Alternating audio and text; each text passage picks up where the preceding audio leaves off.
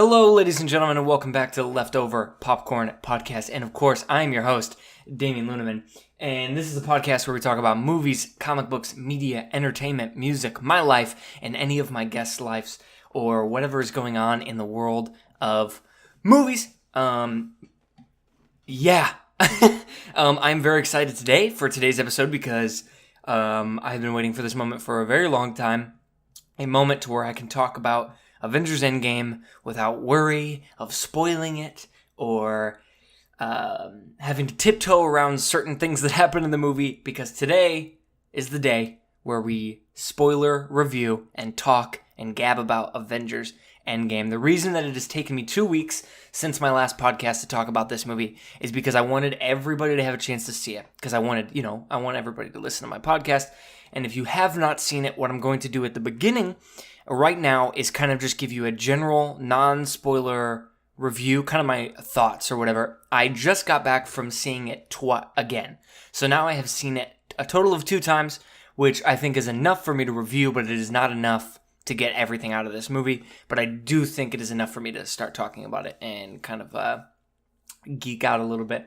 And the reason that I needed to wait is because I can't talk about this movie at all, really, without spoiling it. So what I'm going to do right now is kind of just give you my general thoughts for those of you who want to know what I think, but also don't want to be spoiled. Then the beginning of this will be perfect for you, and I will let you know, obviously, whenever spoilers start. But Marvel themselves even have stated that as of yesterday, which was Monday, the spoiler ban has lifted. We are now free to talk about it, and thus this episode of the podcast. So what I will say about Avengers Endgame is it is not a perfect movie, which I know is not the popular thing to say, especially with how hyped I was for the movie. It is definitely not perfect, but I think as far as MCU movies go and as far as comic book movies go, it is a great movie. I think the first 2 hours, if you are a Marvel fan and you are really into these characters, then it is going to be a very kind of just all-around good, I say good, first 2 hours. If you are not a fan of these characters, I think this movie will suffer a little bit in the first 2 acts, because maybe you're just not on board, you haven't seen the other movies, because this movie pays, it really pays off to the people that have watched these movies and care. But then we get to the third act, we get to the last hour or so, I would say, of the movie. And I firmly believe that the last hour of this film is the greatest hour in any comic book film. I'm not the first person to say this, but I'm just repeating it from what I've heard and also my own feelings, because I do believe that this is true.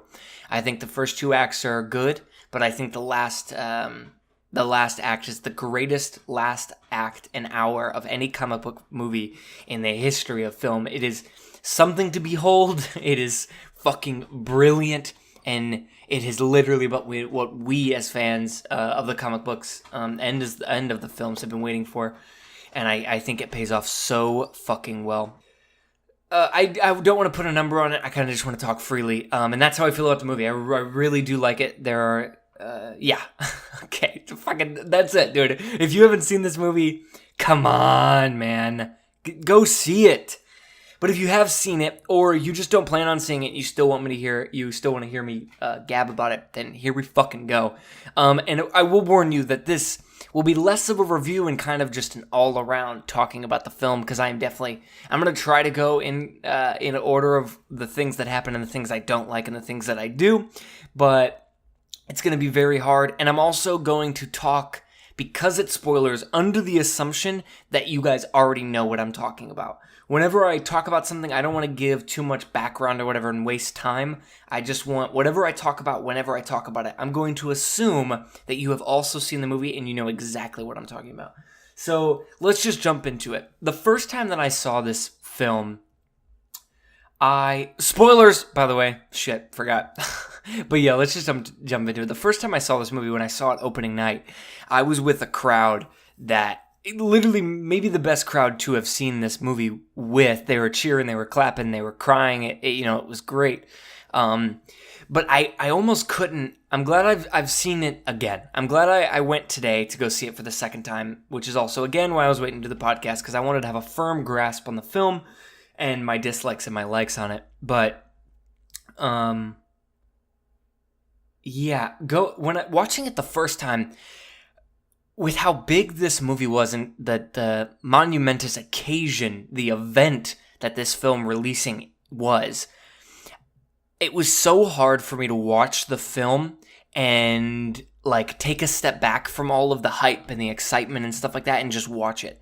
It's almost impossible, I would say, because whenever I was there the first time, whenever I was watching it, I almost I was so fucking excited. I was so on the edge of my seat. That like whenever things would happen that were surprising me or sad, I almost couldn't be sad or like be emotionally waned because excitement was taking over all of it. And I was so pumped. Granted, I still thought the movie was awesome the first time I saw it, but seeing it the second time, I really think solidified it, and it made the movie better to me, for me, in my opinion. I think this is a movie you need to see twice, and I really fucking enjoyed it. I forgot how much I like how this movie opens up. Opening with Hawkeye and his family. You know what's going to happen. You know, as soon as it starts, you're like, okay, oh fuck, they're all going to get dusted. But the way that it's handled and the way that it's like a subtle moment to set up the emotional impact of the entire film, but it's also great to just show you what Hawkeye's doing and why his character is where he's at in the film. And it's so great because the movie just fucking boom. It goes so fast. It like speeds into the film, and I noticed it more the second time. That whenever I first watched it, I thought criticism of it was that it was a little too slow in the beginning. But I think when you watch it the second time and you know what's gonna happen and you know all these things, man, it fucking speeds before you know it.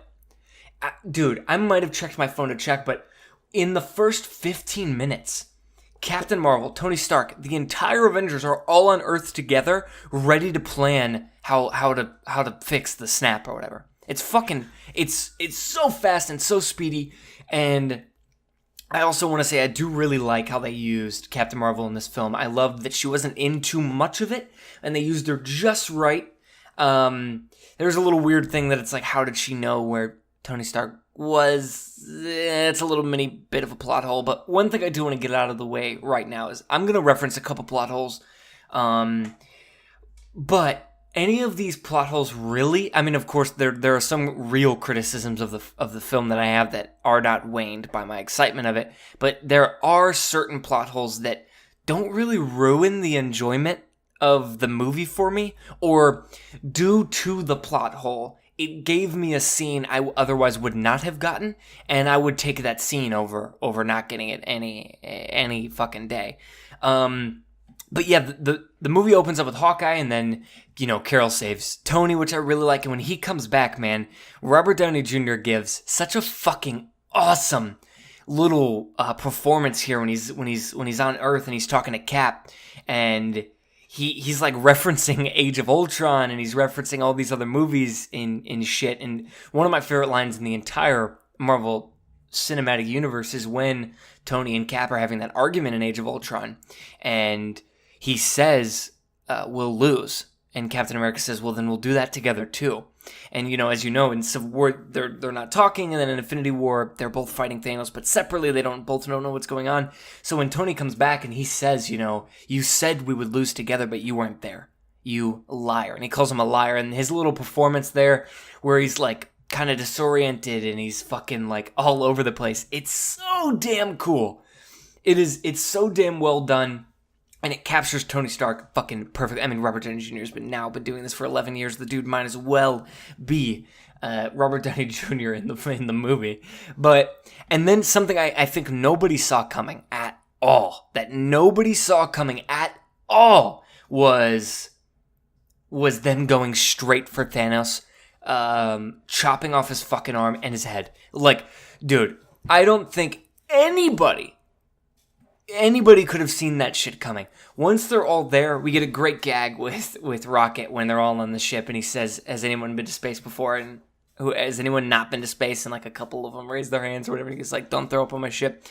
It's great. But this is when I think they use Captain Marvel very well, is when she goes to the planet to recon, because, you know, they're worried Thanos is going to have like an army there protecting them.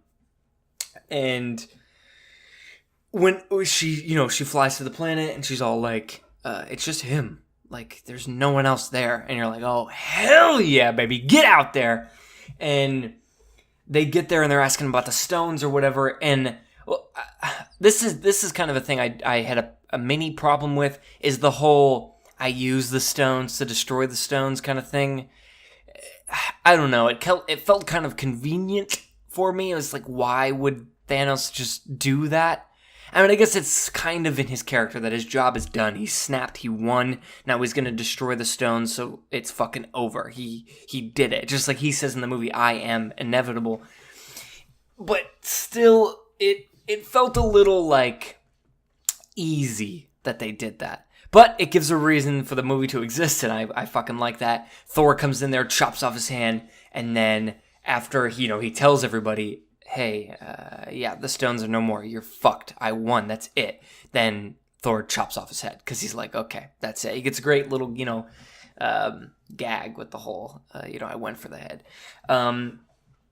But then we get that 5 years later thing, and I think it's so cool. And I think a lot of the problems I had with the movie are kind of saved by this 5 years later thing. I think the first time I saw it, I guess I just missed it. But the movie does the thing with Thor, the whole gag that he's fat and, he's fucking, like, so distraught and he's, like, reduced to a little kid again. It didn't really work for me the first time I saw it. I thought that they had built him up so awesome in Thor Ragnarok, and then they built him up again in Infinity War, and then in this movie brought him back down to the fucking bare minimum. And the first time I saw it, I was a little disappointed in it. And then now seeing it for the second time, and us having that 5 year after they kill Thanos, and then you as an audience member is just like, oh shit, like, oh okay, so he won. Now what the hell are they gonna do? I mean, you can kind of assume the time travel thing is gonna play a part in it because Ant-Man's in it, but yeah, the 5 years later thing makes so much more sense the second time you watch it. There were criticisms I had, like, oh, a fucking mouse brought Scott out of the fucking quantum realm. That's why they're going to be able to save the day. However, I've said this before to friends, that if it would be different if Infinity War, Thanos snapped, and then, like, 3 hours later, the rat walked across the keyboard thing and then saved Scott. But it was 5 years. It wasn't like it was a coincidence or like, oh, perfect timing, right when they needed him. But like, the Avengers were already living 5 years into this. They had accepted that they lost. Besides people like, Captain America and Natasha, I think everyone else had accepted that it was done. And so the rat thing getting Scott out of the quantum realm works because it was 5 years later. It wasn't convenient. It wasn't perfectly timed. It was fucking 5 years. And then, of course, just so happens that the rat walked across the thing. But the other thing was the Thor thing. And I already told you why I thought that why I criticized it is because how much they built him up. But they use him as a gag for a little bit in the film because of the fact that he feels like a failure, even though he did all that awesome shit in those movies. It's almost like the writing here was perfect because it was like he even himself felt like he was great after Ragnarok and after Infinity War. But then at the end of Infinity War, he's back. He's reduced to the fact that, yeah, dude, you can't win everything, man. You may be a god of thunder, but sometimes you fuck up. Sometimes you make mistakes. And I think one scene that I took for granted the first time I watched it, and I will not again, is the scene with Thor and his mom. It saves the movie as far as Thor's character, I think. I think it really saves his character. And I loved it so much. I love that the line, that the speech that she gives him, which is such, it reminded me of a comic book, man. It reminded me of the great speeches that were in Spider-Man's mentors would give him or whatever. It felt so great, and I forgot what she says, but it's along the line, I'm paraphrasing here, but it's along the lines of, you'll never succeed in being who you're supposed to be. Nobody ever does. The measure of a man, of a hero, is being who he wants to be. or being who he should be. And it's so awesome, and it saves the movie, and as far as Thor's character goes, because then from then on he's not used as a joke. But from whenever they first meet him, whenever Hulk and them go to meet him, he's not used as a joke anymore, and it's so awesome. And speaking of Hulk, one thing that somebody asked me after I saw it was I told them that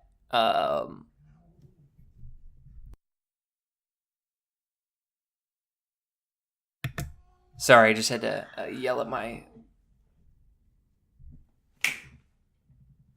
cats there. Sorry about that. Yeah, speaking of Hulk, whenever I saw the movie, I was texting my friends, but without spoiling it to them, I said, yeah, there are things that I don't like in the movie that I can criticize, and one of them said, oh, was it Professor Hulk? And I was like, oh, shit, no. There's one thing that thoroughly worked in this movie for me, one thing that I even the second time liked just as much, was Professor Hulk. I loved it, man. I love Mark Ruffalo's performance. I love the animation on him. And that scene where they're in the diner and, he's like, come on, they want to take a picture. He wants to take a picture with you. And I love that shit so much. And Paul Rudd's great in this too, but in that scene. But no, I really like that. And I like that when Hulk and Rocket go to see Thor, it is three characters that have all shared really intense moments together. You never feel like, this guy doesn't fucking know who Thor is. Why is he there? But it's Rocket, who went to the fucking place to get Stormbreaker with Thor in Infinity War. He gave him this little pep talk in order for him to fucking do it in the first place. And Groot was there, and Hulk was in Thor Ragnarok. And I think it's super good, and I like that scene now so much more. Yeah, I gotta admit, guys, seeing it the second time really helped me, and it's gonna help me sleep at night knowing how much more I like this movie and all that stuff. But the other thing too is, again, remember I said I'm gonna jump all around, and I'm going to. One thing that I do think that this movie kind of fails to do is the ramifications of the snap. We get a little bit of it when Scott Lang, Ant-Man, comes back and he sees his daughter and she's aged 5 years, but he's still the same age and it's a little weird. And then, stuff like that. But the problem is, and Captain America's little support group, which I love anytime Captain America's in this movie. It's my favorite part of the movie, but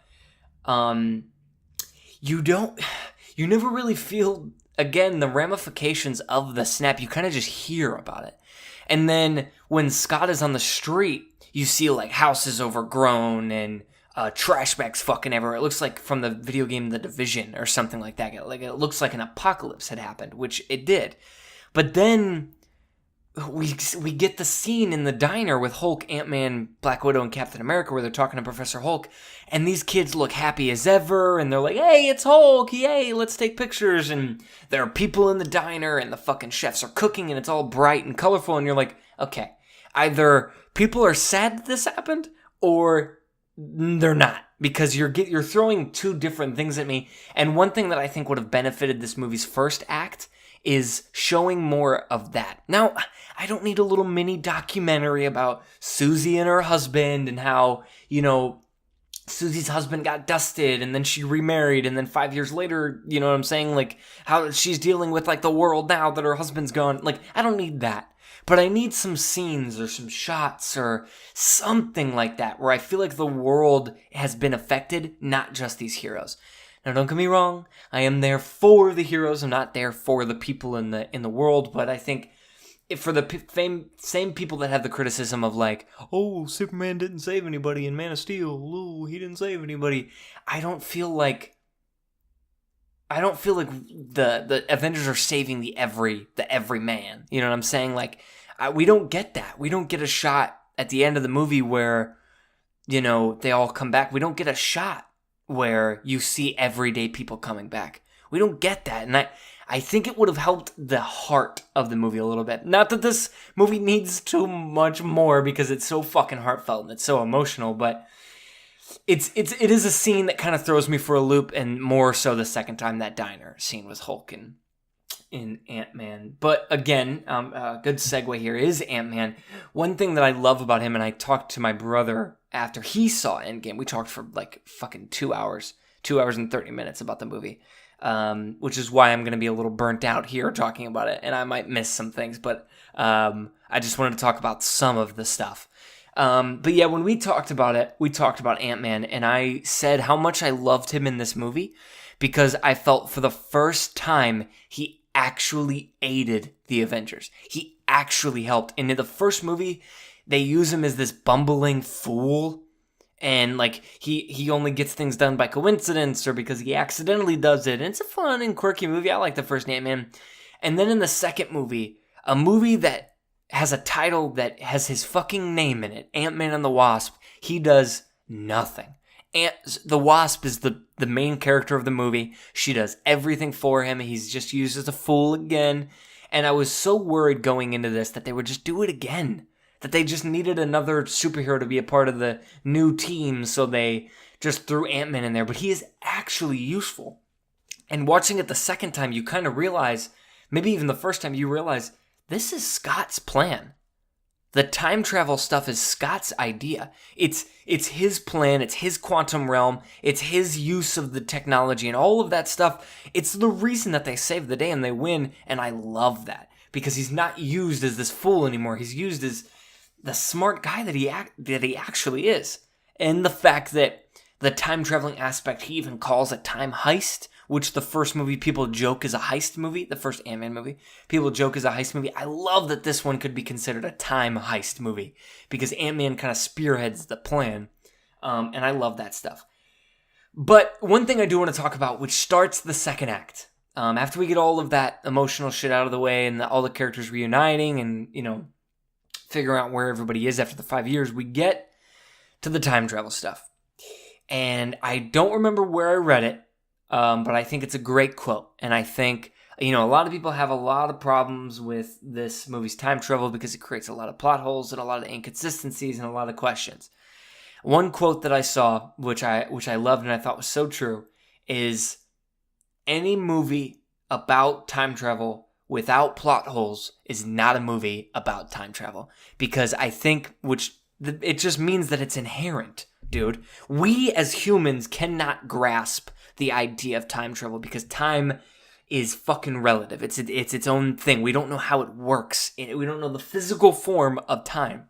So I think making a movie about it, which is written by humans and written by that, you're bound to come across inconsistencies or plot holes. And that's why, for me, a lot of the time travel stuff kind of just works. And I think it works well because they use it as a joke most of the time. So the directors are kind of like, hey guys, don't take it too seriously. Which is a great line that Hulk has whenever he's joking with Ant-Man about how, like, you know, he won't like strand him in the 50s or whatever. And Black Widow's like, that was a joke, right? And he's like, listen, either all of it's a joke or none of it's a joke. It's time travel. And I love that so much. And there's plenty of good gags about the time travel stuff, like whenever they're trying it and they're naming off time travel movies like Time Cop, Quantum Leap, Hot Tub Time Machine, Terminator, all of that shit. And then Scott goes, wait, so Back to the Future is bullshit?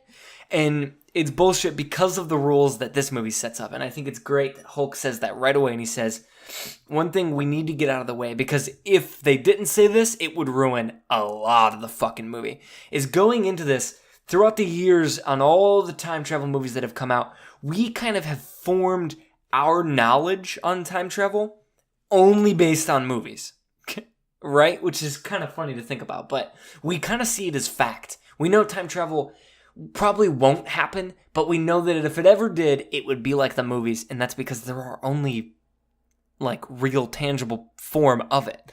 But Hulk says it right away, is because their thought is, hey, why don't we just go back and take the stones before Thanos gets them? And Hulk says, unlike all of the movies and everything we've ever been told about time travel, changing the past does not change your future. Your present becomes your past. And then the way you went to the past becomes your future, okay? Because now you're there. The things there are now happening for you. So it's a great rule to set up. Again, you're still going to come across some inconsistencies, and we're going to talk about those. But I do love how they all have their own mission. They all go to the same place. And one thing that I kind of got the chills again the second time I watched it is because as a viewer, you don't realize it. Whenever all of these stones pop up in all these movies, you're kind of just along for the ride and you're like, yay, action, yay, this or whatever, or like, yay, this is going on. But one thing I love is the realization that Black Widow has. When she says to Hulk and Tony, she goes, guys, you realize that all at one time, if we choose the right time to go back to New York, there are 3 stones in New York that we can get. So the plan in the movie is to take all of the stones, get them, make their own gauntlet, and snap their fingers to bring everyone back. And I love the idea that a majority of them are just in New York, dude. And then when she says that, you're like, oh shit, they are, aren't they? And it's just a testament. This whole movie is, but it's just a testament to the other 22 films that have came before, 21 films that have came before, that have just all been setting this up. And it's so fucking cool, and you have to commend, even if this movie's disappointing to you in some aspects, you gotta commend the writers and the directors for making this movie possible, because it is an fucking achievement, dude. It's so awesome. But then they go to New York. That whole scene, I love. The Morag stuff is cool. The Nebula and War Machine going to Morag and saying Star-Lord. I love that shit. But a problem that I have that is an inconsistency but has nothing to do with time travel and nothing to do with plot holes, and it's a big one. And I was hoping the second time I would pick up on something a little more this time, but I don't. And I still find it to be a negative, and it's the fact that Tony and Nebula both know that in order to get the Soul Stone, somebody has to die. There has to be a sacrifice. They know that. They know that. Even in Infinity War, Nebula says, Thanos came back with the stone, but he didn't come back with Gamora. And then Star-Lord, gets all pissed and he hits Thanos in the head and it ruins the whole plan. But they know this. But they don't let that information be known to Hawkeye and Black Widow. And what could be an emotional scene, what could be a tense scene where what happens in the movie is one of them has to die and it eventually is Black Widow. And they fight over who sacrifices their life. The whole scene kind of just seems fabricated to me. Because, dude, I know the movie has to movie. I know things have to happen so you can have a conflict and thus a resolution, but it's so hard for me to believe that Nebula wouldn't have said, hey guys, there's a problem though. You can't just get the Soul Stone, someone's gonna die. Like, it just bugs me. It just bugs me, dude, that whenever they're planning this and everyone's like, okay, you two are going to go get this stone, us 4 are going to go get this one, and then Hawkeye and Black Widow are going to go get the Soul Stone, and nothing is going to go wrong, everything's going to go right. And Nebula and Tony know that that's not the case, but they don't say anything. And I think it's just a forgotten little nugget that the writers might have just missed, I guess. I don't know, but it's just a bummer. Before I get to the towards the last act, I just want to hit on more of the negatives before we get to that last hour, because the last hour, after seeing it the second time, dude, Jesus Christ, the Endgame. 2 more things that I have problems with, other than probably my biggest is the no one telling Hawkeye and Black Widow that one of them's gonna have to sacrifice themselves. Because then it just makes a scene that seems fabricated. Is the Tony figuring out time travel in 30 seconds. Whenever the crew goes to see Tony and they ask him, hey, hey, let's do this, let's do this or whatever, he's like, it's impossible, you can't do it. He says it multiple times how it would kill you and like this could happen and that could happen and it's just impossible, it's just a pipe dream or whatever. And then they all leave, and they're like, oh, well, fuck. And then in one night, Tony just figures it out. He figures out one of the greatest conundrums of man. He figures out time travel in 30 seconds. Now, I believe that this is the first time in the movie the directors go, bear with us, guys. If you can buy this, you can buy the rest of the movie. And because I love these characters, because I love this universe, I do buy it. It's just a little thing that irritates me. It's not a plot hole or anything. I wish they would have not spent more time, but just taken more care of that moment. But overall, the time travel stuff really just works. I love Captain America fighting his old self. I love all that stuff. I love the plan going to shit with Hulk busting open the door. I love that stuff. It works so damn well because it just creates tension. Whenever they go back, you're like, oh, the plan's working. The plan is working. The heroes are going to save the day. And then it gets fucked again. And you're like, oh my God, dude, they better do this. They better win. Because you're like, I can't stand seeing my heroes lose one more time. Okay. But now let's get to the biggest one that was sort of saved. Okay, I won't say biggest because it was kind of saved. I even wrote it down in my notes. The first time I saw it, the reason that Thanos knows what's going on, the reason that the last action scene even happens, the reason that the plan is foiled at the end of the film, is that Nebula's circuits, her network, or whatever, gets all jumbled, and she shows Thanos what the Avengers are doing. So his past self realizes that in the future, people are going to come back to the past to try to rectify it. It's kind of his whole problem. And so he realizes that. The first time I saw this, I couldn't help but think how stupid this was. How stupid it was that the only reason that the bad guy knows is because randomly Nebula starts showing him with her eyeball. And I was like, dude, what the fuck? Like, it was really making me upset the first time I watched it, and especially after, like, having time to sit on it. And I was like, dude, that fucking bums me out. She didn't trip. She didn't fall. She didn't hit her head. No one hacked into her brain. She's literally standing there and then goes, and then her past self can see into the future. Now, the first time I saw it, I thought, that was fucking stupid. Now, do I still like how it works? No. However, they do explain it, and I just missed it a little bit.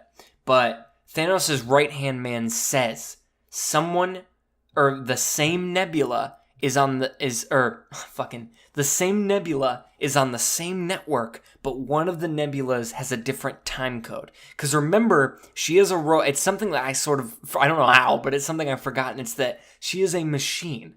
So her entire system runs on a network, and I am assuming Thanos' network. And so the fact that she goes back to that timeline, and then there are two nebulas on the same network, it fucks it up and jumbles it. And they even say that, and I think it works better for me. Do I still like that that's the reason Thanos knows about the Avengers plan? Not really, but it is saved. It's less of a criticism, thus raising my enjoyment of the film. But I think as far as criticisms go, other than Tony finding out time travel in 20 seconds, and other than nobody telling Hawkeye and Black Widow that one of them's going to have to die, and other than the slight gripe of the Nebula thing, from that point on, man, you are in for a fucking treat, dude.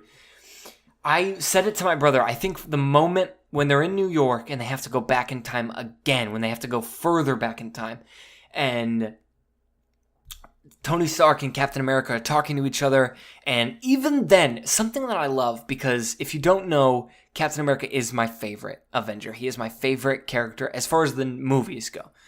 He's not my favorite comic book character, but as far as the movies go, he is my favorite character. I think he is the best, they take so much care of his character, and I fucking love it. But the moment that they realize they have to go back in time, and I love that Tony Stark has been used, Robert Downey Jr. has been used as kind of the poster child for these movies, but in the movies, Captain America is the leader of the Avengers. And I love that in that moment when they realize they have to go further back in time, Tony says, "Do you trust me?" Captain America says, "I do." And even though it's Tony Stark's plan, he still asks Captain America. He still says, "It's your call." Because it's up to him, dude. He decides. And Tony says it to him like, "Dude, it's your call." And he goes, "Let's fucking go, dude." I think from that moment on, the moment Tony says, "It's your call," I think from that moment to the end, it's the best Marvel Cinematic Universe movie from that last hour. From that last hour, Jesus Christ, dude. Shit goes off. It's the best way that I can describe it. I love them getting the stones back, them making the glove, and I love that scene with... Sorry, I keep it in the table. That scene where Thor is like, let me do it. When they have the glove, they have all the stones, it's ready to fucking go, and Thor's like, please, he even says it to Tony. He says, "Please, I just want to do something right. I don't want to fail anymore. I want to get a win." And he's like, "It's not about that. You're not in the right mindset right now, man." And then Hulk steps up to the plate and he says, "I'll do it." He said, "Any of this power will kill any one of you." And I didn't realize it until, one, the moment that I'm speaking, but also when my brother pointed out, is Hulk has this moment, which I think is the penultimate. It's the fucking greatest moment the Hulk has ever had in any of these movies, in any comic book or anything. And it's such a beautiful moment for his character. And it's when the shot's just on his face, he's staring at the glove, and he says, "It's mostly gamma radiation anyways." Which is what created him, gamma radiation. And he's had such a fucking problem with, like, why was he created? What is his purpose? There must be a reason that he exists. There is a reason that the thing happened to him. And he even says, he looks at it and he says, "It's mostly gamma radiation anyways. It's like I was made for this." Oh my God, dude. Even talking about it, I get the chills. It puts such a good bow on his character that he was made to snap his fingers. He was made to bring everybody back to life. And he puts on that glove, man, and it's such an intense scene. He snaps his fucking fingers. The screen goes white, and Hawkeye's phone rings, and he's like, "Oh my God." And then Ant-Man goes to the window. He sees the birds, which is such a great moment for the audience to kind of register what's happening. And then Hawkeye's wife calls. Hawkeye answers the phone. You hear her voice, and you're like, oh shit, it worked. And before your brain and your heart can be on the same page, Thanos' fucking missile hits the Avengers facility, and then the barrage just comes in. And then what I think is brilliant directing, brilliant editing, is that from this moment, from the moment that missile flies, you forget that they snapped. You forget that everyone is back. And then you get this incredible action scene where, Rhodey and Hulk and Ant-Man and Rocket are all, like, saving each other, basically. They're all, like, doing their own shit. They're saving each other while Captain America, Thor, and Iron Man are all fighting Thanos together, and they're kind of just getting their asses whooped or whatever.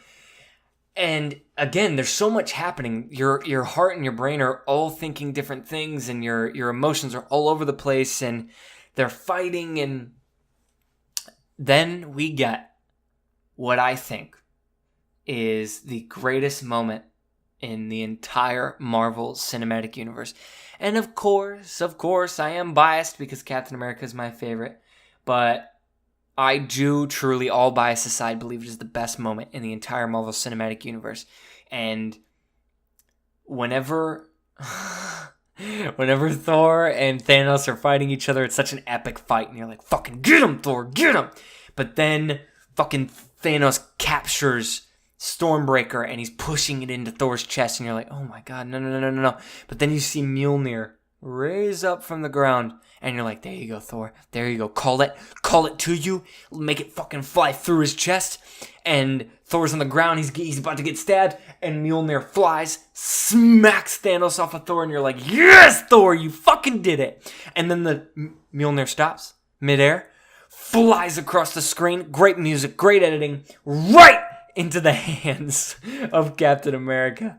And I kid you not, with the editing, with the music, and everybody in my theater on opening night cheered, dude. They screamed on the top of their lungs. They clapped for this one moment that arguably everybody watching these movies has been waiting for because it was hinted at in Age of Ultron.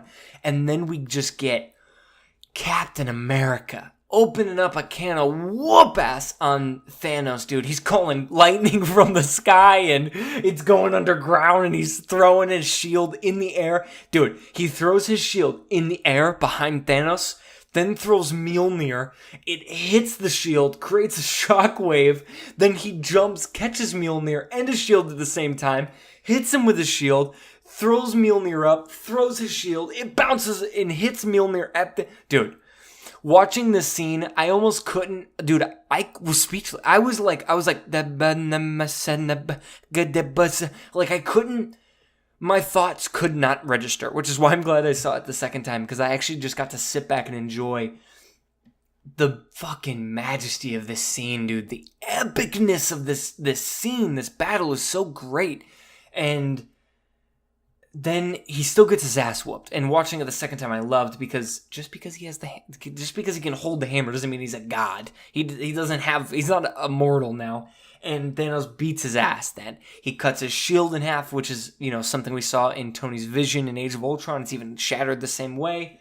He cuts Captain America's arm open, knocks out Thor and Tony, and it's just Cap.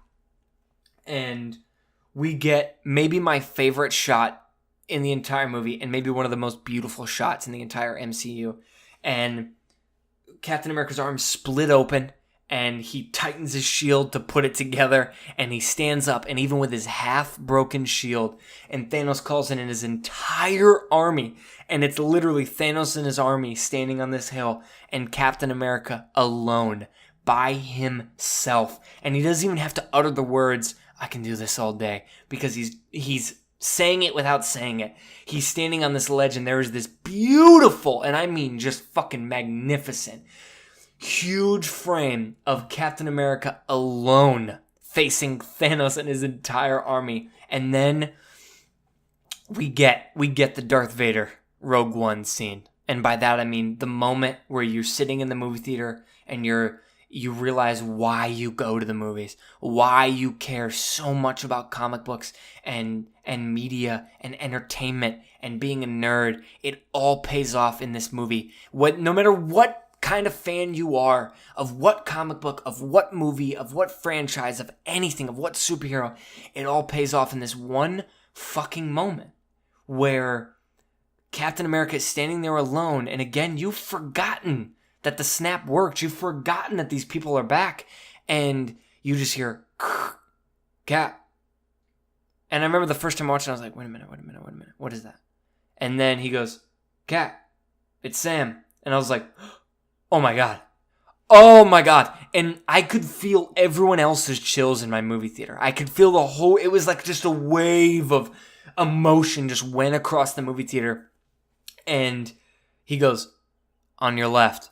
And you just see a Doctor Strange portal open, and then another one, and then another one, and then another one, and then another one. And then Alan Silvestri's score, the song called Portals, is the best score it's the best song in any Marvel movie ever. And all the portals are opening, and Black Panther comes through, and Spider-Man, and the Guardians of the Galaxy, and then Doctor Strange, and all the wizards, and then the Ravagers from Guardians, and the Asgardians from Thor, and they're all together. They all line up. Thanos is like, oh shit, I'm fucked. You see Scarlet Witch come through. You see, like, everybody's back, dude. Everybody is back. Every character in these movies that is important enough to be there from the past 22 movies is there. And you get this incredible panning shot. And they're about to play the Avengers theme, and it goes dun dun dun dun dun dun dun dun. Dun dun, and you think, oh, this, and then it goes dun dun dun dun dun dun dun dun, and it continues, and then you get Captain America in front of all the Avengers, all lined up behind him, and he catches Mjolnir one more time, as if to just add a fucking cherry on top. He catches it and says, Avengers, assemble. And he says it. And when he said it, dude, I was just lost. My brain shut off. And then we get this incredible, just incredible battle scene where too much is happening. Even the second time watching it, it's so hard to talk about it because it seems so unreal. Never in my life would I ever thought, dude, if you would have said this to me 10 years ago, I would have slapped you and said, don't give me hope, okay? Never would I have ever imagined this sentence. Captain America throws Mjolnir, Thor's hammer. Captain America throws Thor's hammer so that Spider-Man can web onto it while holding a makeshift Infinity Gauntlet that Tony Stark made.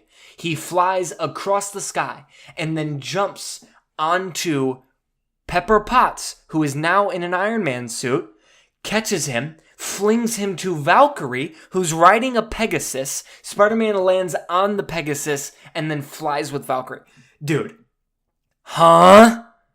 It's incredible. It's incredible. This last action scene, dude, there's so much happening. And then we get the great reveal that Captain Marvel comes back. Again, I really liked how they used her in this. I don't like her as a character or her personality, but I liked how they used her. And then Scarlet Witch starts beating the shit out of Thanos. I love that, where she comes back and she's just wailing on him, dude. She's like, he says, I don't even know who you are, and she says, you will. And she's killing him, dude. She is going to kill him. And then Thanos, says, hey, just shoot the ground. Just fucking do it. And he's like, but our troops. And he says, I don't care. Shoot now. They blow up. It hits Scarlet Witch. She flies off of Thanos. But then the ship starts aiming at the sky. And Tony's like, what is that? And then boom, Captain Marvel just shoots through the clouds, hits the fucking ship. It falls. And Thanos is like, oh my God, dude, I'm screwed. I'm done.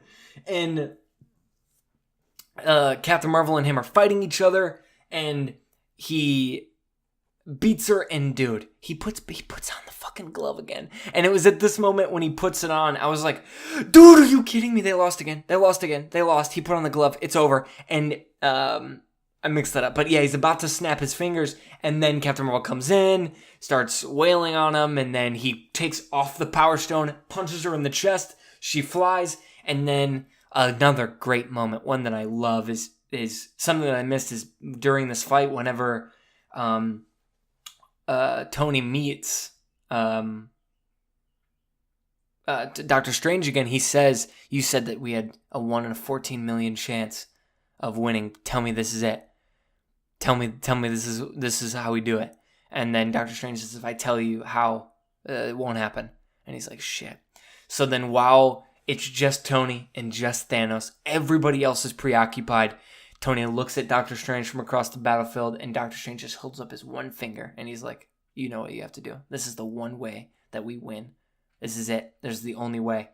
And then Tony goes after him. They're struggling a little bit. He yanks off the Infinity Stones without Thanos knowing it, and Thanos snaps he says to Tony one more time, he says, I am inevitable. Snaps his fingers, and then we get the great reveal where he turns his gauntlet, there's nothing in it, and then we pan back to Iron Man, and all of the stones are on his hand, and he just gets the one greatest last line in any of these movies, and he just says, I am Iron Man. Snaps his fingers. Everybody gets dusted, and then he's just destroyed. He is destroyed. We get everybody coming to his aid, and it's so brilliant and so sad and so emotional. Much more emotional the second time, again, because I got to sit back and actually just watch the film, and it's so emotional and it works so well, especially with Spider-Man coming up. He's like, Mr. Stark, we did it. We won. What's going on? And the fact that he had to, sacrifice himself to save everybody, including Spider-Man, which is arguably the reason that he did it, while also losing his family, the thing that he wanted so bad. It's so great. We get a great moment at his funeral where everybody's there, and it's just great. It's a wonderful send-off to his character. But then we get to Captain America leaving. And this is where a lot of inconsistencies can come up and a lot of plot holes, is that then Captain America is tasked with one bringing back Mjolnir, bringing back all the stones back to their rightful place. Otherwise, they create a time paradox, or another timeline, like a new Earth, right? So the problem with this is that Captain America goes back, and then they're like, okay, bring him back, and he doesn't come back, but then they turn and he's on a bench, like a little ways away, and now he's old. He gives the shield to Falcon, which is a great moment, and I love the line where he says, he has the shield, and he's like, how does it feel? He said, it feels like someone else's. And he goes, it isn't. I love that so much. But one thing that people have a problem with that I don't really, because I just enjoy that moment, is how in the hell Captain America is back there. If the past doesn't affect your future, then that doesn't work because the future is affected. Because now Captain America is in our timeline and he's old, so he has aged, which is weird, right? Because now the future has affected. He's old now. I mean, granted, he lived his life to being old, but if he came back, he should be the age he was before he left. Because the present would have been his past. And then if he brings all the time stones back, now there are no branching timelines, because it's something that's set up earlier in the movie, is the only way that a time branch will happen is if an Infinity Stone is taken. But if they're all brought back, then it doesn't change anything. But then if he did teleport back to this timeline, how did he go to the bench and not the teleporter? Did he create his own teleporter? Is there another teleporter? Again, this is a question that hasn't been asked, and even the writers and the directors have come out saying two different contradicting things. And I think it just goes to show that whenever you're involved with time travel or anything, how that works is you're never going to please everyone. There's always going to be something wrong. And I think it's one of my favorite, it's one of the most just heartfelt moments in all of these movies, is just knowing the fact that Captain America finally got to live that life that he missed. He finally got to live the life that the guy who went in the ice 70 years ago wanted so badly. And then what I think is perfect, especially since the Russo brothers directed it, I think it's so awesome. Since they directed Winter Soldier, Civil War, Infinity War, now this, since they've directed 2 Captain America movies, he's their character, really. And I love that the last shot in this movie is him dancing with Peggy, and you knowing that he got what he wanted. He did all of this. His arc has been completed, and it's just awesome, man. And yeah, I love this movie, man. I like it. It's so great. I like it so much. I like it so much more the second time. I don't know where I would put it. I think as far as on an entertainment level, I think I might like Infinity War more, but as far as like a movie goes, and as far as depth and drama and stuff like that, I think this is a better movie. But as far as entertainment goes, Infinity War as a whole, but of course, the last hour of this movie puts every Marvel movie to shame. It's fucking incredible. And yeah, guys, I really liked it. And feels good to get all that shit off my chest. Again, I know it was a little all over the place. That I wasn't being too like specific when starting a little conversation about something, but again, I'm assuming you've already seen it, so I didn't want to delve deep into all that shit or whatever. But if you have not seen it, guys, what the hell are you doing? And if you have seen it, do you agree with stuff that I'm saying? Please let me know. DM me if you follow me on Instagram. And speaking of Instagram, don't forget to follow me at OMC Damian. Follow me on YouTube at Damian Luneman, where you can listen to this podcast, and of course on Spotify, SoundCloud, wherever you listen to music, Google Play, iTunes. I'll be there. The podcast will be there. But yeah, thank you guys so much for listening to me ramble on for an hour about a movie that I just saw. Thank you guys so much. This has been the Leftover Popcorn Podcast, and I have been your host, Damian Luneman. And thank you guys so very much for listening. As always, guys, until next time, thank you so much. Bye-bye.